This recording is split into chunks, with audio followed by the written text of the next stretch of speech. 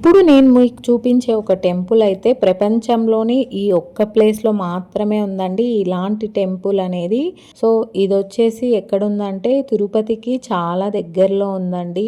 ఈ టెంపుల్కి అయితే మేము వెళ్ళేసరికి ఈవినింగ్ అయిపోయిందనమాట. సో కొంచెం లైటింగ్ తక్కువలో అయితే ఉందండి ఈ వీడియో. యాక్చువల్లీ ఈ టెంపుల్ హిస్టరీ వచ్చేసి పరశురాముడు కొన్ని కారణాల వల్ల తన తల్లినే చంపుకోవాల్సి వచ్చిందనమాట. సో చంపిన తర్వాత ప్రాయశ్చిత్తం కోసం ఈ టెంపుల్లో శివుడికైతే అభిషేకం చేస్తూ ఉండేవాడనమాట. ఒకరోజు బ్రహ్మ వచ్చేసి పరశురాముడి కన్నా ముందే బ్రహ్మ శివుడికైతే అభిషేకం చేసేస్తాడనమాట. సో పరశురాముడికి ఆగ్రహంతో నాకన్నా ముందుగా ఎవరొచ్చి ఇక్కడ అభిషేకం చేశారు శివుడికి అని పూలు కూడా పెట్టేశారు అని కోపంతో బ్రహ్మదేవుడితో యుద్ధానికి వెళ్తారనమాట. సో చాలా రోజులు యుద్ధం జరిగింది. నెక్స్ట్ వచ్చేసి నేను మీకు ఇంకొక బావి అయితే చూపిస్తున్నాను. ఈ బావిలో రోజుకు ఒక్క పువ్వు మాత్రమే వస్తుంది. అండ్ ఇక్కడ వచ్చిన నీళ్ళతోనే పరశురాముడు శివుడికైతే అభిషేకం చేస్తాడనమాట డైలీ.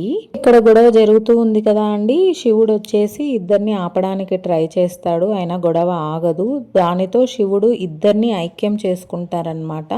సో ఐక్యం చేసుకోవడంలో మనకి ఎలా కనిపిస్తుందంటే శివుడిలో అంటే ఒకే లింగంలో మనకి బ్రహ్మ విష్ణువు అంటే పరశురాముడు విష్ణుమూర్తి కదా అండి. సో అందుకే ఇక్కడ మనకు ఒకే లింగంలో బ్రహ్మ విష్ణువు పరమేశ్వరులు అయితే కనిపిస్తారనమాట.